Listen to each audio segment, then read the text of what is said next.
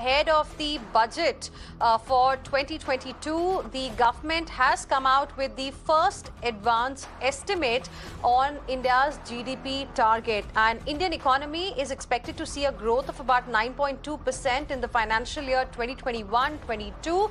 And let's go across to Avni joining us on the broadcast for more on this. Avni, good evening. You know, this is slightly lower than what the RBI and the IMF seems to be expecting for this year.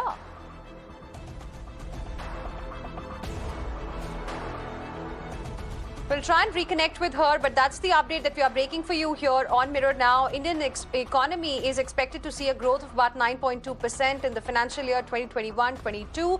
This is the first advance estimate that has been released by the government. It is slightly lower than what the RBI is expecting as far as India's GDP growth for this year is concerned. And this is an important estimate for the government, for the finance ministry specifically, as it is working on the budget for the next financial year.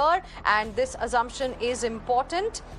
And it is clearly lower than what the other estimates are as we speak. In fact, probably it is because of the Omicron variant spread.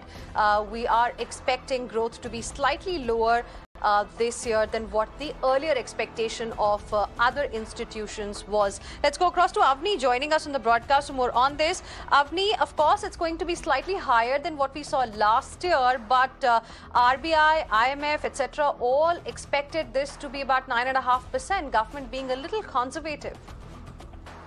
Yes, and possibly that's, the main reason, like you were pointing out, is we don't know the extent of the impact that Omicron is going to have on the economy going forward. That is an uncertain zone right now. So hence, this conservative estimate seems to be coming in right now. But like you said, this is lower than what the RBI had also projected in other institutions. So we'll have to see whether, in the next credit policy or even other institutions look at reducing their targets or their expectations as far as GDP goes going forward. So that is going to be important to watch out for as well.